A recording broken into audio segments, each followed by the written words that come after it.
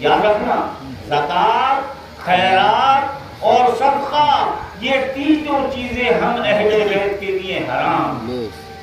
आइए नमाज के बाद हम अगर रोजे की मिसाल लें कि रोजा हमें किसने सिखाया?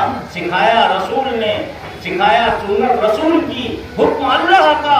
लेकिन रोजे रखकर जिस हालत में हमें अहले बैत ने दिखाए तो पता चला कि वक्त रोजों की तो अपनी मिसाल है, लेकिन अगर नफली रोजे भी रखते हैं, एक मन्नत के रोजे भी रखते हैं, तो रोजे पे रोजा ऐसे रख रहे हैं कि अगर इफ्तार के लिए मजदूरी कर 2 रोटियां बनाई गई है और साहिल दरवाजे पे आ रहा है तो खुद पानी से रोजा उतारा जा रहा है और साहिल को रोटियां दी जा रही है। और वो एक दिन नहीं, दूसरे दिन नहीं, 3 दिन यही हालत रही।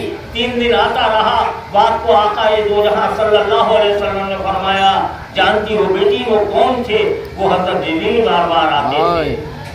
ये ऐसी मिसाल है।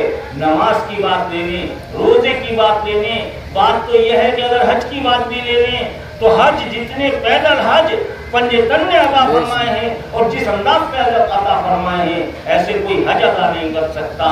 और बात अगर ज़कात और खैरात की करो तो पता चलेगा कि सबसे ज्यादा अगर इस्लाम पर किसी का माल खर्च हुआ है तो वो हुसैन की नानी का खर्च हुआ है, हज़रत खदीजतुल कुबरा का खर्च हुआ। सुभान अल्लाह, बेशक यह है ज़कात खैरात की बात। और हद तो यह है कि इमाम हसन पर, इमाम हुसैन पर या मौलाए कायनात पर या आपके नाना पर अगर कोई चीज शाम को आ जाती थी तो सुबह तक तकसीम कर देते थे, और सुबह को कोई आती थी तो शाम तक तकसीम कर देते थे। इसीलिए कहा गया और रसूलुल्लाह ने ऐलान किया कि ये ज़कात और खैरात और सदका, याद रखना, ज़कात, खैरात और सदका, ये तीनों चीजें हम अहले बैत के लिए हराम, ये हमारे लिए हराम है। लेना भी हराम है। और मैं आगे एक बात कहता हूँ, हदीस से पता चलता है देना भी हराम है, क्योंकि देगा उस वक्त जब माल जमा होगा। और ये वो हालत है इन लोगों की कि ये ज़कात से इसलिए मुनज़्ज़ह है कि ये 1 साल को गुजरना दूर की बात है, 1 दिन या 1 शब नहीं गुजरने देते। इसलिए लेना और देना दोनों हराम है।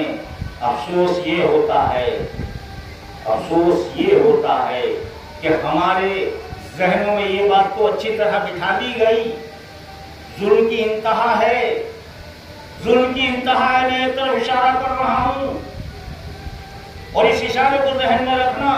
ये बात तो हमें बार बार बताई, हर आलिम बताता है, हर सूफी बताता है, हर पीर साहब बताते हैं कि 2.5% अपने माल का अगर साहिब निसाब हो निकालो, लेकिन किसी के मुंह से ये नहीं फूलता, ये मुंह से जुमला नहीं निकलता कि 2.5% उस वक्त गरीबों के लिए निकाल तो सही है, लेकिन उससे ज्यादा हिम्मत ये रखो कि 2.5% से ज्यादा नजराना अहले बैत के दरबार में पहुंचा, अहले बैत के लिए पहुंचाओ।